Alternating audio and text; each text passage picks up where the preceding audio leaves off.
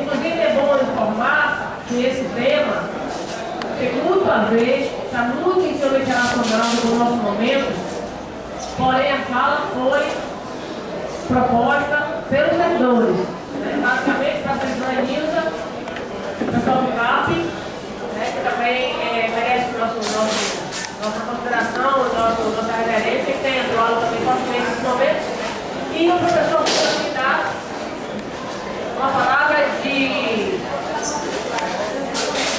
tranquilidade, de canalização de energias boas, positivas, para os servidores que enfrentam muita árdua, nesse momento, que estão sabendo responder a ela. Então, atendendo ao chamado. Vamos abrir aqui para o professor iniciar. Logo em seguida, o sindicato faz uma fala, outra, fala também sobre o tema. A gente abre intervenções e atualizamento. A ideia é fazer uma atividade rápida, só para realmente marcar o dia hoje aqui, o dia do apagão, o dia de finalizar esse dia para os colegas do Brasil, então uma luta muito intensa lá. E aí, depois daqui, a gente já volta para a luta virtual, para ajudá-los e ajudá-las a todos os companheiros e companheiras que estão lá lutando por nós. Tá certo? Então, vamos abrir aqui. Agora são 10 para 10, estamos iniciando do Nordeste. Certo? Então, chama a galera para participar aí, que vale a pena, esse debate certamente vale a pena. Professor, palavra.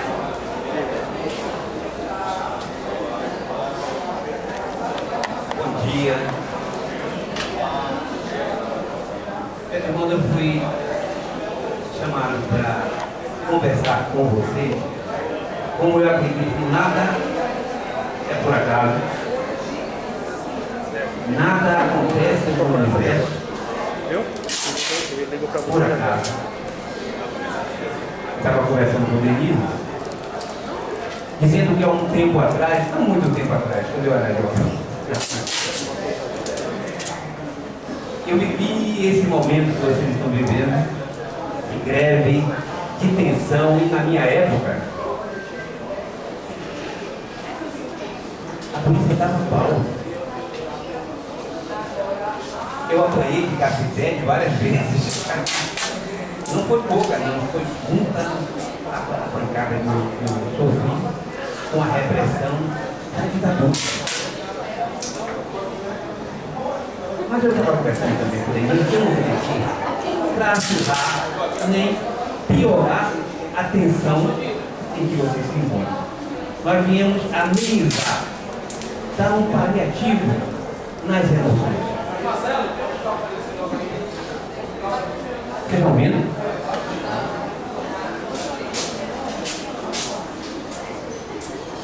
Daniel Kahneman, um escritor, ele tem o mérito, a honra de ser um emérito inventor de uma terceira inteligência. A inteligência emocional. Esse momento que vocês estão vivendo precisa dessa inteligência. Então a inteligência que vocês invocam para esse momento é a inteligência emocional.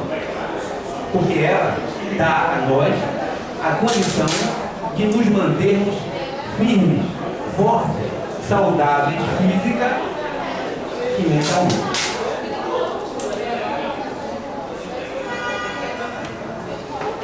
Daniel Kahneman, ele fala que teve uma família que a filha pediu para sair à noite para ir para casa de uma amiga e ia dormir na casa da amiga. De repente eles também tiveram um passeio a fazer e saíram, ele e a esposa, e voltaram tarde da noite, comum. A filha saía dormindo lá, eles fecharam a porta, entraram no quarto. Quando o marido abriu o armário, o guarda-roupa, a filhinha, brincando com ele, meteu um susto, ele estava armado, atirou na filha e matou.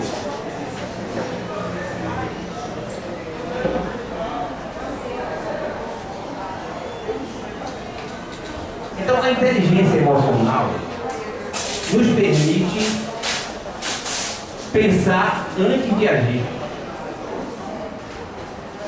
Todo o movimento que nós fazemos em direção à felicidade exige raciocínio, exige um pensar. O nosso irmão Martin Luther King disse assim: nós aprendemos a voar com facilidade. Aprendemos a nadar,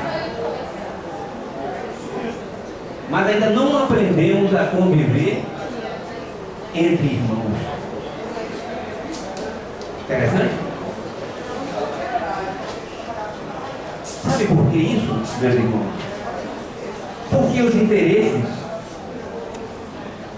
divergem. Os interesses divergem. Cada um busca o que lhe convém. Aliás, isso é desde os primórdios. Não é de agora, não. Observe que em tudo na vida é assim. Nos mínimos detalhes. Eu tinha um amigo que ele começava arrodeando, fazendo uma conversa, me chamando para conversar, me mostrando uma determinada vantagem em fazer alguma coisa ou executar algo. E no final das contas, eu me vi envolvido de tal forma, achando que aquilo era vantajoso para mim e para ele. De repente, o único que tinha vantagem era ele. Vocês conhecem alguém assim?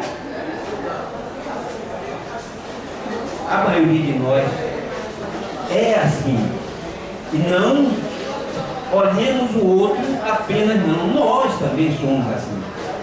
Se nós pudermos adquirir vantagem, nós estamos. Ou seja, todos nós precisamos repensar a nossa forma de viver.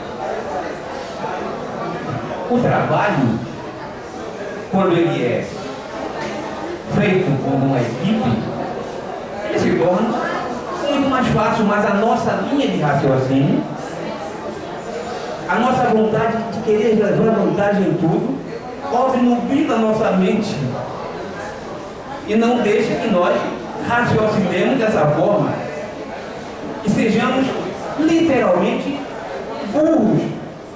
Me perdoem a palavra.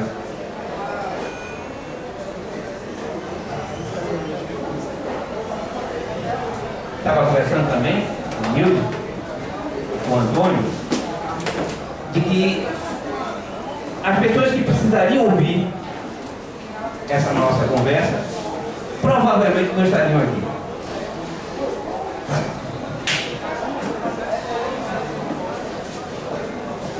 Vocês, né, estão ouvindo isso, não vão perder, com certeza, mas quem realmente destoa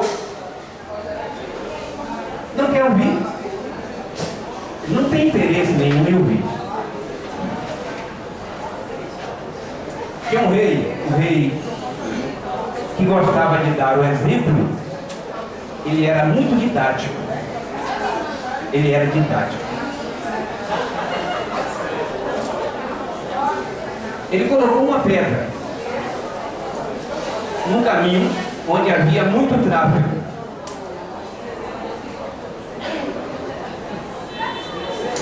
As pessoas passavam e reclamavam.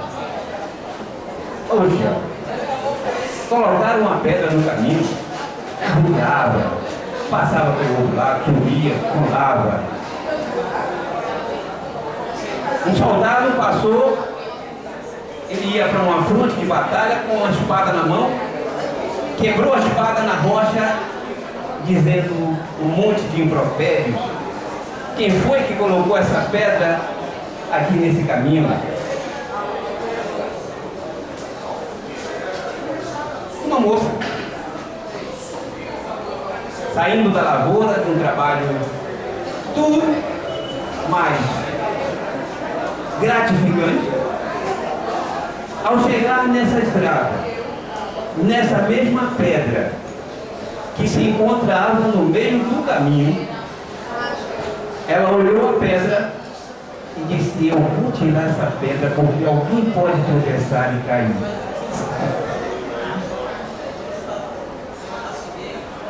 Pensou nela, pensou no outro que poderia se acidentar. E quando ela removeu a pedra, embaixo da pedra tinha uma caixa fechada e escrito: quem removeu essa pedra é o dono do conteúdo dessa caixa. Quando ela abriu a caixa, ela viu dentro da caixa milhões em ouro, em prata, em brilhantes e tudo mais. Essa é uma história fictícia, ilustrativa, materialista. Mas se nós transcendermos, se nós trouxermos ela para o nosso dia a dia, nós vamos ver que diante de um menor esforço, por menorzinho que seja, nós criamos mais dificuldades do que o problema exige. Então, lutar, conquistar, ser feliz, exige um movimento. Não tem como se conquistar algo, alguma coisa, sem se buscar um movimento. Nós vivemos desde a época dos ídolos lá de Moisés, né? Interessante que lá na época dos judeus, até isso era complicado ajudar alguém, porque as leis elas eram direcionadas para aqueles que se interessavam ou que tinham interesse em alguma coisa. Na época eram as religiões. E observe que a mulher adúltera, por exemplo, a lei judaica, apenas a mulher adúltera era apedrejada. Apenas a mulher.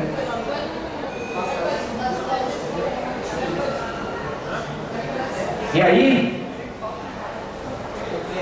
os doutores da lei, chegando para um mestre chamado Jesus Cristo, disse assim: essa mulher foi pega em adultério. Conforme as leis mosaicas, o Deuteronômio, nós temos que apedrejá-la até a morte. Foi o que Jesus disse. Quem não tiver pecado, atire a primeira pedra. Você sabe o que é que isso representa? Uma autoavaliação. Uma autoavaliação. Se nós erramos ou acertamos,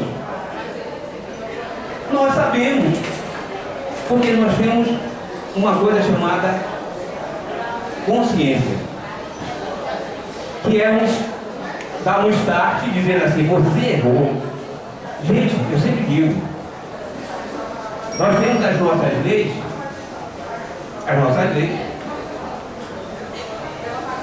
que acompanham o progresso da sociedade, não é verdade? Acompanham o progresso da sociedade. Está lá no artigo, Moisés, na época, Moisés criou a lei e disse: olho por olho, dente por dente. E olha que isso foi um avanço. Isso foi um avanço, porque antigamente as pessoas que alguém pegasse a ovelha ou uma ovelha do vizinho, esse vizinho se achava no direito de matar a família toda, pegar as ovelhas todas e se apropriar do bem. Então, olho por olho, dente por dente, foi um avanço na lei. E aí hoje, reportando rapidamente para o dia de hoje, a gente vai falar no artigo 121, matar é crime. Olha que o Código Penal não diz assim, não mate não, porque na lei mosaica tem não matar, não furtar, não é assim? No Código Penal tem não matar? Não. Você pode matar. Pode. Agora observe que o seguinte, depois tem pena de 6 a 20 anos. Ou seja, se nós não realizamos alguma coisa, nós nos expomos à lei. Se não dos homens, a lei de Deus. Porque essa é imutável, não tem como. Se alguém contratar um advogado, matou fulano e tal, e o advogado fundamentar, e o juiz achar que não foi crime, ou sei lá, que deve mantê-lo em liberdade, ele pode enganar ao juiz, mas a Deus ele não engana. Então as responsabilidades nossas são exclusivamente nossas. Se alguém tomar consciência disso, vai saber que não pode enganar a si mesmo, pode enganar os outros, mas a sua própria consciência não engana. Então a responsabilidade de crescimento é nossa. E a nós cabe buscar de alguma forma nos apacentar com as ações que a gente, pelo menos dentro do nível de consciência, de intelectualidade, de cognição que nós temos, sejam compatíveis com o que nós achamos que é certo.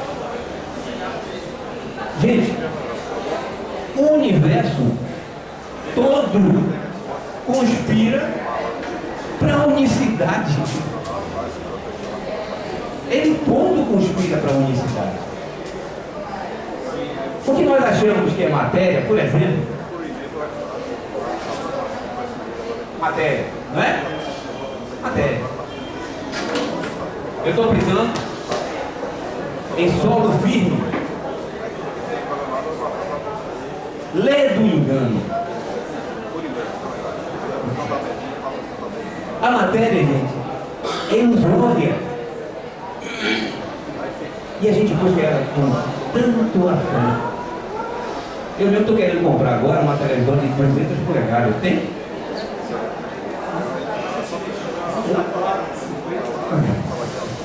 Um Range Rover, meu sonho de consumo. E a gente está buscando sempre algo que está fora do nosso alcance. Olha, isso não se dá apenas com nós, servidores, se dá com o ser humano de um modo geral. Por isso que um chefe, quando ele reprime, não é por maldade muitas vezes, é por ignorância. A ignorância atabalhoa a nossa caminhada. Porque as pessoas não têm nenhum interesse em buscar o conhecimento para fazer o bem. Elas só têm a vontade de buscar o conhecimento para adquirir bens materiais. Só não é errado buscar o bem material, nem o conforto, mas o que nós vemos exatamente é isso aí, a exacerbação. Então, como eu disse, o universo caminha para a unicidade.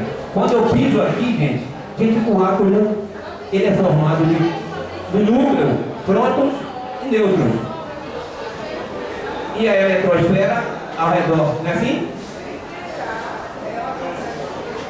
Alguém já ouviu falar que algum microscópio, por mais sofisticado que seja, visualiza o átomo?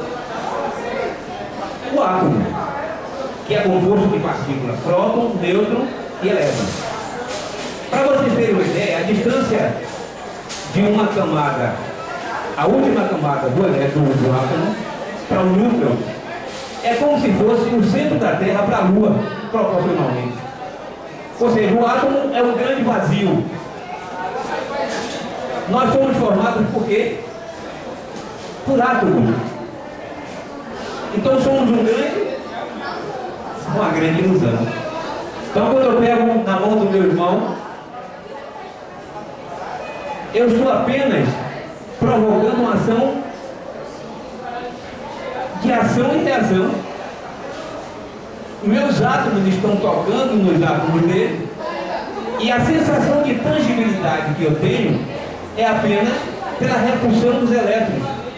Eu não pego de fato na mão dele, porque se eu pegar na mão dele, vai haver uma interação atômica, e aí, ó, pum, é o princípio da bomba de hidrogênio.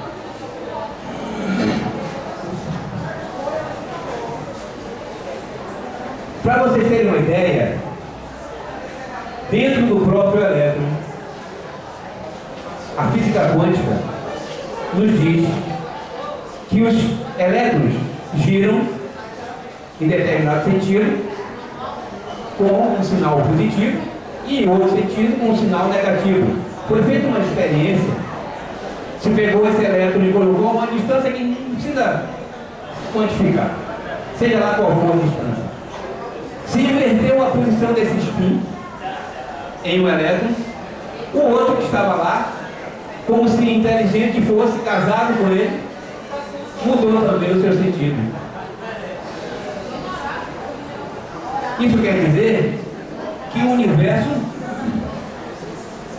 é uno. Nós vivemos mergulhados num mar de energia que nos banha a todos. Por isso que quando a gente senta junto com uma pessoa que está mal fisicamente, a gente sente ou não sente? Ou mentalmente, uma pessoa depressiva, você sente ou não sente? Essa energia passa, como os elétrons passam através da corrente do fio elétrico, do cobre, através desse fluido que nos embebe, que nos envolve, para a nossa cabeça, para a nossa mente. Então o pensamento forma matéria, e nós sentimos. Então, já está chegando, né, a hora de nós tentarmos buscar a felicidade de uma forma única. Um amigo meu chamado Vinícius de Moraes dizia: não é possível ser feliz sozinho.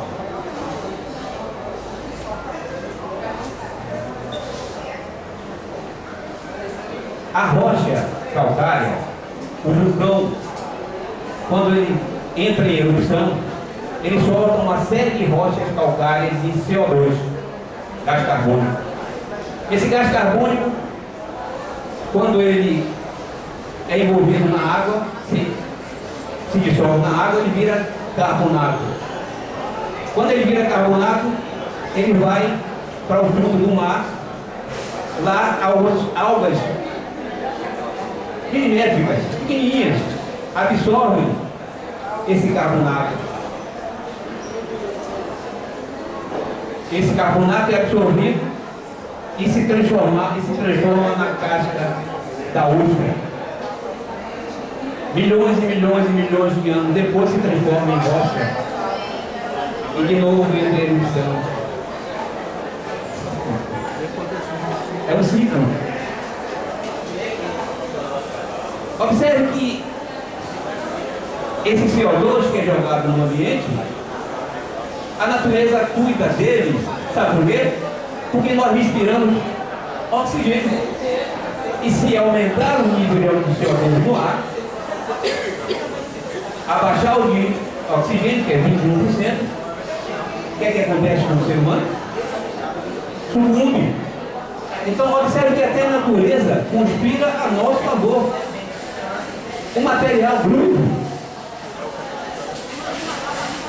Daí nós temos a consciência de que não podemos viver um sem o outro.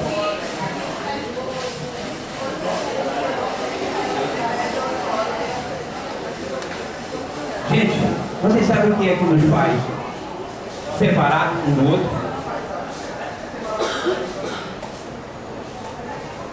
São dois sentimentos, duas chagas da humanidade que adoecem a alma. É o egoísmo e o orgulho. O egoísmo faz com que você bote as setas do universo todas voltadas para você, dizendo assim: eu sou o mais importante, eu sou o primeiro, olha como eu estou sofrendo. O processo depressivo é isso. Veja como eu sou um coitado, notem a minha presença, veja como eu busco o bem de todos e ninguém busca o meu. Egoísmo. Sabe como ele fica bom da depressão? Voltando as setas para o universo, dizendo assim: quem precisa de mim? A caridade, meus irmãos, a solidariedade é a solução de toda problemática do ser humano.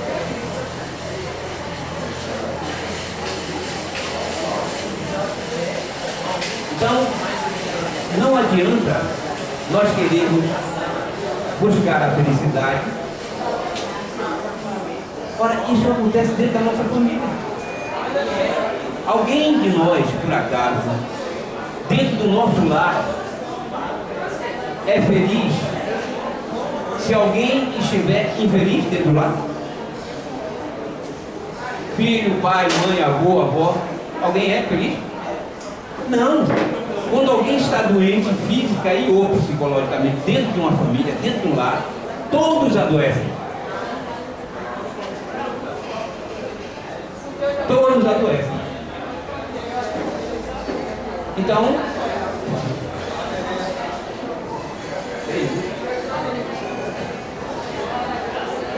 deixa eu contar só uma historinha que já está na hora. Eu queria dizer o seguinte, gente. A busca da melhoria está dizendo a Denise que eu sou aposentado da Petrobras também, e eu me lembro quando eu fazia greve, as pessoas diziam: mas como é que pode um petroleiro fazendo greve, um salário desse? Eu queria que ele tivesse um salário.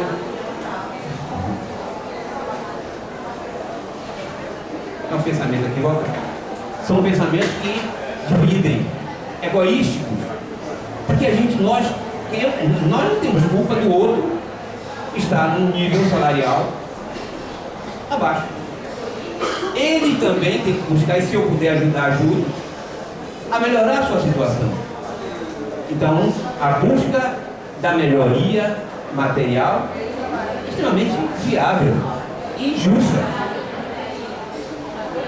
Agora, meus irmãos, buscar com a inteligência emocional, buscar tendo a consciência de que a raiva, o rancor, a mágoa adoece a nossa alma, e adoecendo a nossa alma, adoece o nosso corpo físico através das artrites, através das cefaleias, através das estomatites.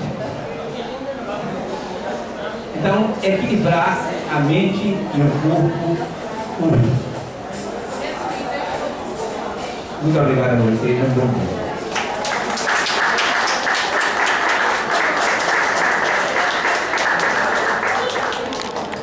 Bom, pessoal, eu vou falar até 10 minutos. Né? Então, me aguardem, por favor, vou tentar falar devagar, rapidinho, porque o tema, como vocês viram, tem muito a ver com nossa